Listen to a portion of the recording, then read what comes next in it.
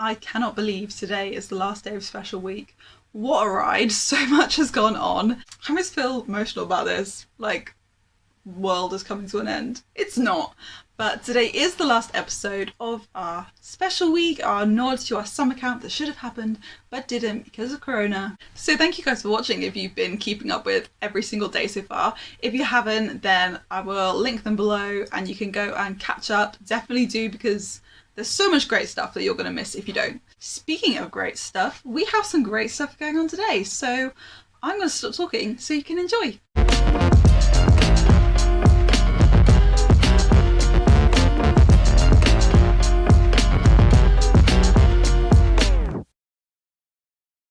Literally just as I turn the camera on, the kitchen starts grumbling. I could not have timed it closer to the second. So today we're making cheesecake simply because I have, sorry, digestives, but I have some very disappointing biscuits that I just need to use up. Milk chocolate digestives are actually my favourite biscuit of all time, but these are the twisted chocolate chip and caramel biscuits. But they just taste like dust. So I've literally just got back from the shop where I tried to buy all the right ingredients, but you know what, it took me so long going down all the right lanes and stuff to get things, and some things I didn't really know what they were, and I didn't want to bother someone and ask them. There's something sticky that I've just let my arm in. I think it's orange marmalade. There was also like some things like icing sugar. I needed 15 grams of icing sugar, and I was like, I'm just not gonna buy a whole box of icing sugar just to use that little. So I'm just gonna use normal sugar or forget about that bit. Let's see what happens. Refrigerate for at least 12 hours? Oh, I'm so excited to eat it though. Anyway, right, let's crush these.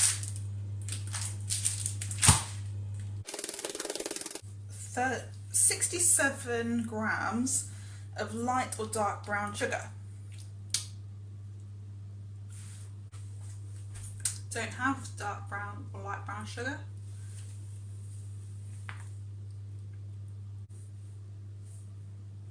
Perfect. Ha ha ha ha. Oh, did it just turn off? Hello? 14.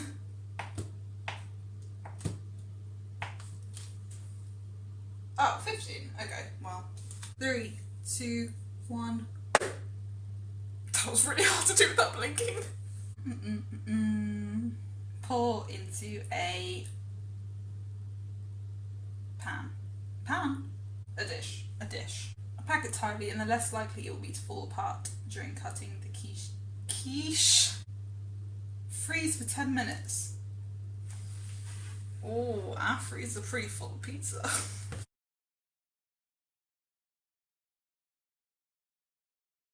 Use a hand mixer or a stand mixer fitted with a whisk. I don't have that. Whip the cold, heavy cream into stiff peaks on medium-high. 4 to 5 minutes! They didn't have any whipping cream at Tesco, but they did have extra thick double cream. Oh!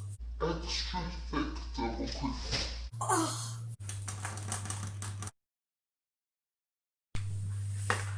Cool. Next is cream cheese and sugar. I could not find cream cheese anywhere. I think actually it's because I found soft cheese, but I was like, is that the same as cream cheese? So I couldn't find it, or I did and I wasn't exactly sure that was the right thing. So I got a whole load of creme fraiche, but I think cream cheese probably was the right thing, and I do happen to have some in the fridge anyway, but it's only about a third of the amount that I actually need. So I'm gonna use both and see what happens.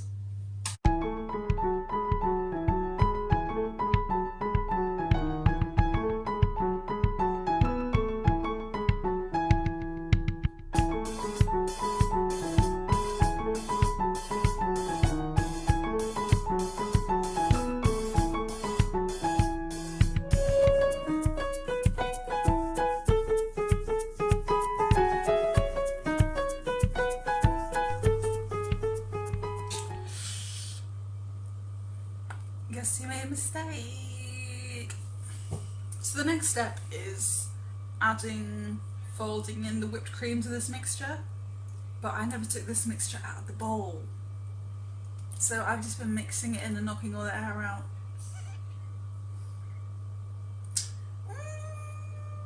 I mean, it's too late now.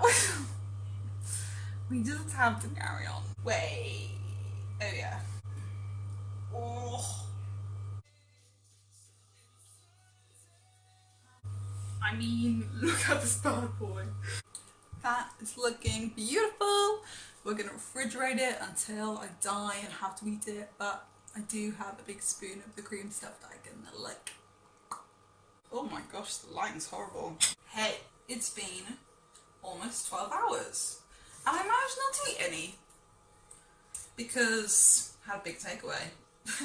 There is a knife mark in it because I dived in before filming because I was like, you know the feeling. But self-control, here we are, camera, to share this moment with you. The base is pretty. Okay. Oh my gosh, you can't even see me lifting this up. Oh no. Oh no, oh gosh, oh no, oh no, oh no, oh no, oh no, guys, oh no. Oh no, oh no, oh no.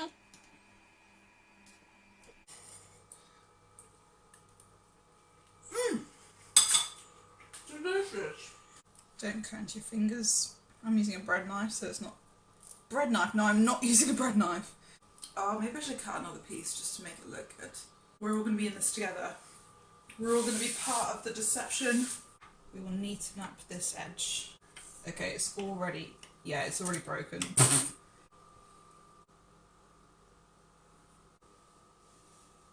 New ending clip to this video. Wow, look at this phenomenal cheesecake, which does have biscuit underneath. Oh wait, oh, she's sliding. Don't judge a cheesecake by its sloppiness. You know, sometimes things don't look good on the outside, but they're tasty. This looks so weird! What was that? That did actually happen when I walked down there. Hi everyone, welcome to our interview for today, for our special week. We have got Rosie with us. I'm Rosie. What? That's the best intro I could hope for. Today we are interviewing Rosie on premarital sex, which basically is sex before marriage. And we're going to get... The first question is, what is your experience with premarital sex? Premarital sex? Brie, yes, cheese! Question 1 is, what is your experience with premarital sex? my experience. Oh la la, right. Don't know why I did that. That was a bit weird. It's quite appropriate though. So my experience is I've had sex before marriage with one of my exes. We were together for a year and a half and we had sex before marriage. And I had a one-night stand during the summer. Oh, I didn't know you were going to mention that one. Wow. Cool. How do you feel about them? Not great, to be honest. So when I first had sex, I think I did it because I just thought it's something you had to do in a relationship. The guy I was seeing wasn't a Christian, and I was kind of on and off with my faith as well. I knew it was in the Bible, but I didn't really get why it was wrong. So I thought, oh, it's fine if you're like in a relationship with someone and you love and you like that person, it's completely fine to do that. And then second time when I had a one night stand, that was more of a, oh, I'm a bit lonely and using someone else. How's it affected your relationship with God? Well, at the time it affected my relationship with God really badly because I stopped basically going to church and just sort of had a belief in him but didn't actually believe beyond that. It's like, oh great, he exists, brilliant. And then during the summer, I guess it just made me feel really gross and like I'd done something really bad. Like, I'd let God down, in a sense. Like, because it's something that He's commanding us not to do, but I went and done it, and it just, I felt so much shame, and I felt like I'd done, yeah, it was just horrible, and I was like, oh, like, God's really, like, gonna be mad at me and punish me and stuff. So the first time it affected me really badly, I guess is what I'm trying to get at, because I wasn't really a Christian, I was just doing whatever, so I was displeasing God? Yeah, displeasing God and doing my own thing and going against whatever He has said. And the second time, yes, I knew that it wasn't, I knew why I shouldn't have had sex, I knew why I shouldn't have done that, but I guess I still kind of felt the letdown and again rebelled and kind of went into my old ways a little bit and kind of forgot about God. I feel differently now because I know God can forgive, and it just took a few weeks to actually kind of come to terms with that and kind of pray through it and just let God do His thing in me. Have you got any advice for the guys at home if they're struggling with temptation? I guess pray through it. Try to be strong.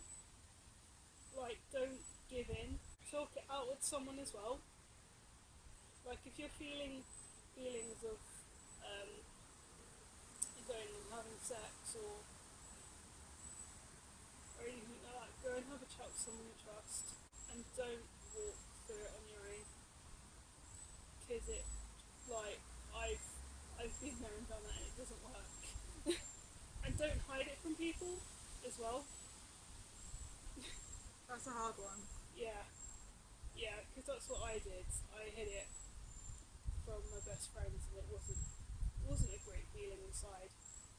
So yeah, just be open and talk it out, and maybe pray through it and search, like, have a look in the Bible and find out why it's wrong. Hope you guys have Hope you guys have find. Oh, that was such a little giggle. Hope you guys have found this helpful.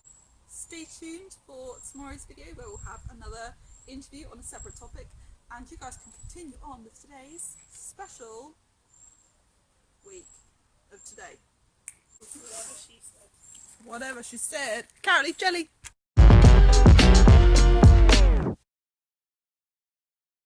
Let's talk about sex, particularly premarital sex, although actually that doesn't exist, and here's why. In Genesis 16, Sarah, his wife, took her Egyptian slave Hagar and gave her to her husband to be his wife. They're talking about sleeping together, not officially getting married, but the word wife is used because it's the same thing. Having sex is marrying someone. We're told in the Bible to avoid lust, to avoid sexual immorality. Sex is fun and satisfying, sure, but God knows how much better it is within commitment, and that's what God wants for you, the best. God has top standards for you, and He wants you to have that for yourself and the person you're with too. Sex is also a spiritual union. Dos become uno, uno flesh. Having sex is following one of God's designs, and God designed sex to be an emotional and spiritual bond for two people to help them maintain their unity. Sex is not designed for people who might break up because it's painful and complicated, and God wants better for you. God's not trying to be boring or deny you anything. For one thing, God owes us nothing. God just wants to protect us from using sex wrong because He knows the damage it can do. So let's use it right. So our final recommendation of this week is Norwich Youth for Christ.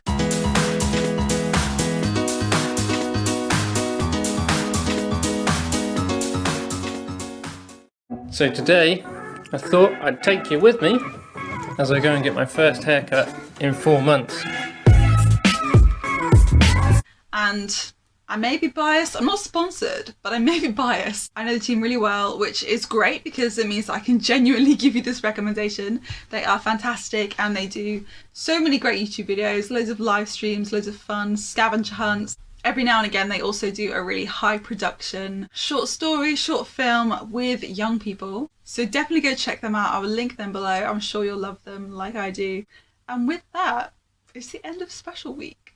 Oh, holding my chin, why? Let me know what your favourite bit of special week has been. Are there any activities you want us to bring back? Do you want us to carry on doing interviews? If so, what kind of topics do you want to hear about? Let us know. I would love to cater to you guys because you are what this channel is about. So let me know your thoughts down below in the comments. Like if you've liked this video, comment your comments and subscribe if you haven't already. And I will see you in the next video, which will just be a normal one, but still good.